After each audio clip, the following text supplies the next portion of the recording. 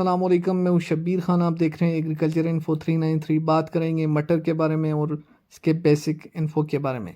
सबसे पहले देखेंगे हमारे पास कंपनी कौन सी है, वैरायटी कौन सी है, पैकिंग क्या है, जर्मिनेशन रेट क्या है, पीएच रेंज इसके लिए क्या दरकार होगा, ज़मीन का पीएच लेवल क्या होना चाहिए, पर एनम रेनफॉल कितनी होनी चाहिए, एरिया क्या होना चाहिए, मौसम क्या होना चाहिए, वेदर और प्रोडक्शन पर एकड़ क्या होगी, प्रॉफिट क्या होगा, ह्यूमिडिटी कितनी चाहिए होती है, टेम्परेचर क्या होना चाहिए, फर्टिलाइज़र खादें कौन सी इस्तेमाल करनी चाहिए, एक्सपेंस क्या आएगा, इस पे ख़र्चा कितना होगा पर एकड़, यूजेज ऑफ सीड्स क्या होते हैं, मतलब कि इस बीज को कैसे लगाते हैं, कैसे इस्तेमाल करते हैं, डिजीज़ कौन सी आती है, और एंड में रिज़ल्ट के बारे में बात करें। तो चलते हैं, सबसे पहले देखते हैं हमारे पास कंपनी। तो कंपनी हमारे पास आ गई जेनेटिक सीड्स और वैरायटी हमारे पास आ गई classic Olympia P seeds. Classic variety हमारे पास सर्दियों में ये लगाए जाते हैं और ये हमारे पास 1 kg का पैकेट आ गया। आगे इसके जर्मिनेशन रेट के बारे में देखेंगे तो जर्मिनेशन रेट इसका आ गया, आप देख सकते हैं 85%। 85% इसका जर्मिनेशन रेट है।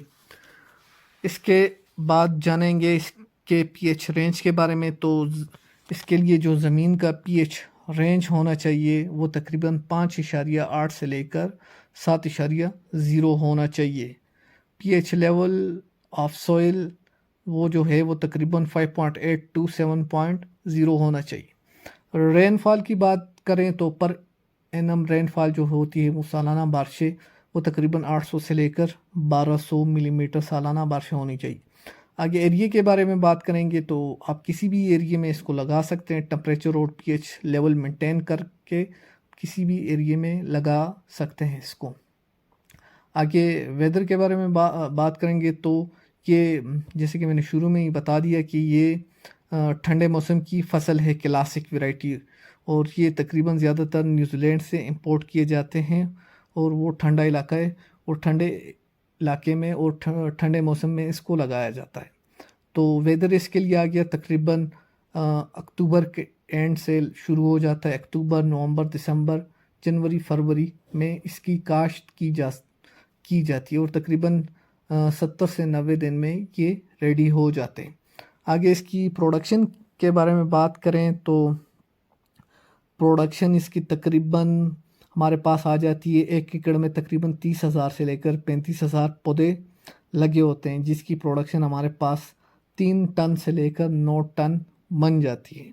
और इसकी आप ये साइज़ इसका देख सकते हैं, तकरीबन 11 से लेकर 13 सेंटीमीटर इसका फली का साइज़ होता है और तकरीबन 11 से लेकर 13 दाने एक फली में होते हैं। आगे इसकी प्रॉफिट की बात करें, अगर 80 रुपये पर केजी लगाया जाए तो ये 2.5 लाख से लेकर 7 लाख रुपए बनते हैं, और 100 रुपये केजी लगाया जाए तो ये 3 लाख से 9 लाख रुपए पर एकड़ 8 कनाल का फ़ायदा हमारे पास प्रॉफिट बनता है। आगे ह्यूमिडिटी के बारे में बात करेंगे तो ह्यूमिडिटी इसके लिए तकरीबन 90 से लेकर 98% हवा में नमी चाहिए होती है। टम्परेचर के बारे में बात करें तो जैसे कि मैंने बताया ठंडे इलाके में लगते हैं, तो टम्परेचर इसके लिए तकरीबन 10 से लेकर 20 सेंटीग्रेड होना चाहिए।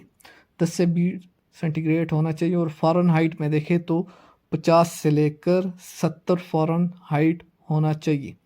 आगे फर्टिलाइज़र के बारे में बात करेंगे तो फर्टिलाइज़र जो इसके लिए एक्सपर्ट मेंशन करते हैं वो 10-10-10 होता है।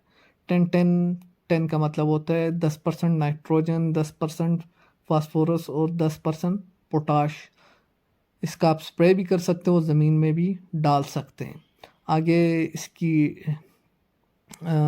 डिजीज़ के बारे में बात करें तो डिजीज़ पे आते हैं फंगल अटैक होते हैं इस पर, बैक्टीरियल अटैक होते हैं और इंसेक्टिसाइड्स के अटैक होते हैं इस पर। आगे इसके एक्सपेंस के बारे में बात करें तो इसका एक्सपेंस आ जाता है तकरीबन 1.5 से 2 लाख रुपए पर एकड़ इसका एक्सपेंस आ जाता है। आगे एंड में इसके यूजेज के बारे में बात करते हैं तो यूजेज इसका ये होता है, ये हमारे पास 1 kg का पैकेट है। अगर आप लाइन में लगाएंगे तो 1 kg एक कनाल के लिए होगा और अगर छट्टे के साथ लगाएंगे तो एक कनाल में तकरीबन 4 किलो लग जाएगा, और 8 कनाल में तो ये हमारे पास 32 केजी आएगा। अगर छठे के साथ लगाएंगे तो ये हमारे पास आ जाएगा 32 किलो। 32 किलो 1 एकड़ में लग जाएगा। अगर लाइन के हिसाब से लगाएंगे तो 8 केजी लग जाएगा। और इसका तरीका इस्तेमाल ये होता है, ज़मीन बना के अगर लाइनों में लगानी है तो सबसे पहले लाइनें बना ले, बेड्स बना ले, और उसमें एक एक दाना लगा ले। अगर छठे के साथ लगाने तो हल चलाकर आप इसको लगा सकते हो। ये तकरीबन 70 से 90 दिन में तैयार हो जाते हैं। और उसके बाद तकरीबन इसके डिजीज़ मैंने बता दिए, फंगल और बैक्टीरियल अटैक होते हैं। इसके अलावा इंसेक्टिसाइड्स के अटैक होते हैं इस पे।